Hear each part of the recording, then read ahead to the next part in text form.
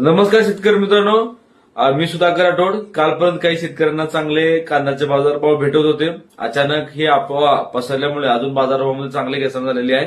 अफवा अशी आहे की बांगलादेश सरकारने कांदा निर्यात बंद केला. हा अफवा आहे, मी मानतो अफवा आहे. कारण की शेतकरी मित्रांनो, कालपर्यंत जे काही निर्यात आहे ते काही प्रमाणात सुरू होतं, परंतु तिथल्या आयदाराचं असं म्हणणं आहे की आयदारांना 30% जो काही खरेदीचं परमिशन आहे ते रद्द करावं. त्यामुळे ही मागणी बांगलादेशाने रद्द केलेली आहे. त्यामुळे आयपी तिथल्या सरकारने रद्द केल्यामुळे काही कालावधीसाठी आयपी रद्द केली आहे. त्यामुळे सध्या निर्यात हे बंद आहे.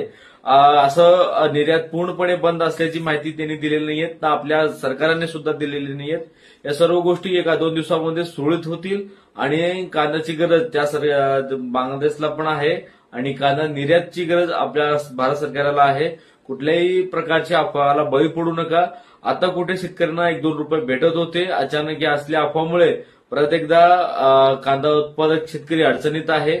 आणि मी सर्व कांदा उत्पादक शेतकऱ्यांना आश्वस्त करतो की हे सर्व गोष्टी 1-2 दिवसामध्ये सुरळीत होतील आणि बाजारभावामध्ये परत एकदा वाढण्याची शक्यता आहे.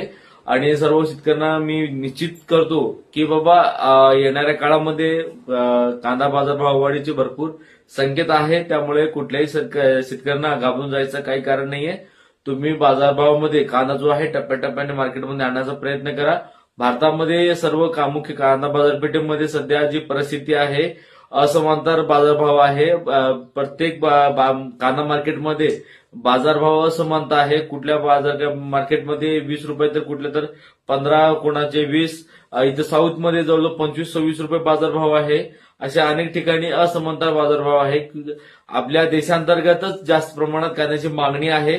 सध्या पावसामुळे एक्सपोर्ट हा थांबवलेला, म्हणजे ट्रान्सपोर्ट ही घटक पूर्णपणे खंडित आहे. जसं ट्रान्सपोर्ट हा पूर्णपणे सुरळीत चालेल तो त्यानंतर निश्चितच बाजारामध्ये परत एकदा सुधारणा होईल.